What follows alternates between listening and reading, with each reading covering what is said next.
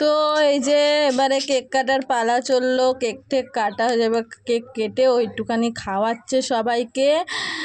খাওয়ানোর পর এই যে এটা হচ্ছে 3 বান্ধবী, তো তারপরে মাম্মামকে খাওয়ালো, সবাইকে খাওয়ালো, খাইয়ে এবার যাচ্ছে হচ্ছে আমার বাবাকে খাওয়াতে। আমার বাবা একটু বারান্দায় শুয়েছিল, তো দেখে বাবাকে সেই কি আদর দেখো, ছোট মেয়েকে, বড় মেয়েকে এরকম কোনো দিন আদর করেনি। তো যাই হোক, বাবা আমাদের মাথার ওপরে ছাতার মতো যেমনই হোক। তো এবারে কেক কাটার পালা চলছে। কেক কাটা হয়ে গেলে সবাইকে, আমি কেকটা কেটে দিচ্ছি, সবাইকে